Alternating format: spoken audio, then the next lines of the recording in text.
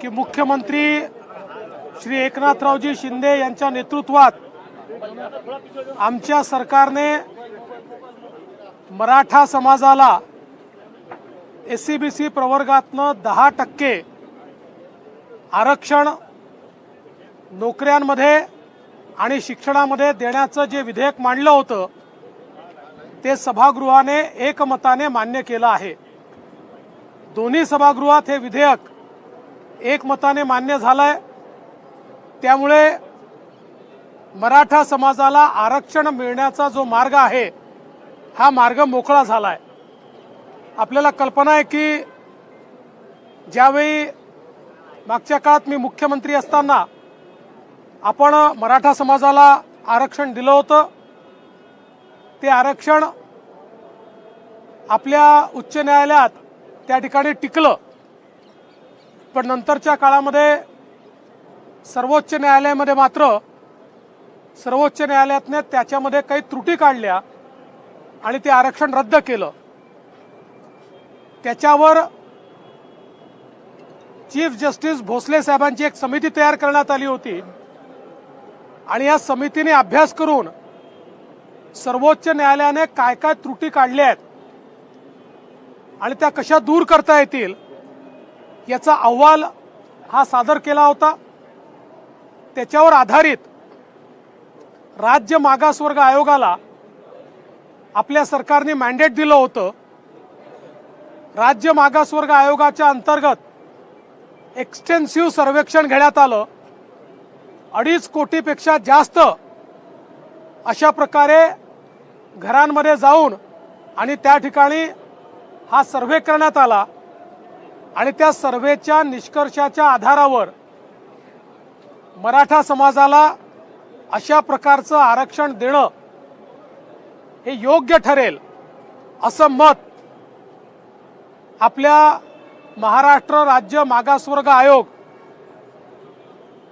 Justice शुक्रे साहेब आणि संपूर्ण आयोगाने एकमताने हा अहवाल आम्हाला दिला आणि या अहवालातल्या शिफारसी महाराष्ट्राच्या मंत्रिमंडळाने स्वीकारल्या आणि त्याच्यावर आधारित आज कायदा करण्यात आलाय।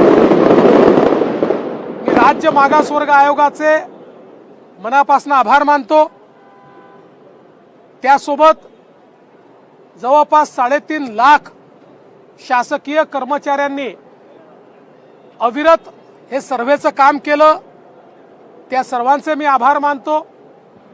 आणि यासोबत आमच्या विरोधी पक्षाचे देखील मी आभार मानतो की सभागृहामध्ये त्यांनी या विधेयकाला पूर्ण पाठिंबा दिला आणि म्हणून एकमताने हे विधेयक पारित झालेलं आहे।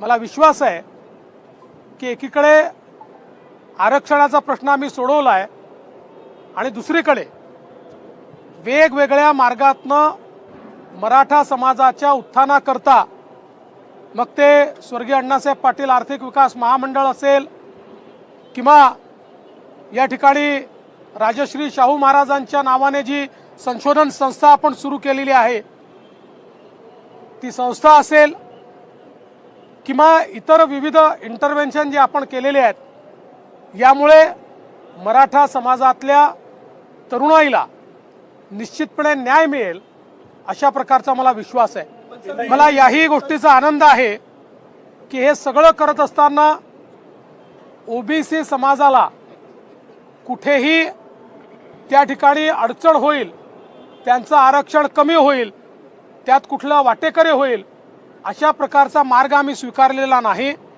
ओबीसी समाजाला पूर्णपणे प्रोटेक्ट केलाय।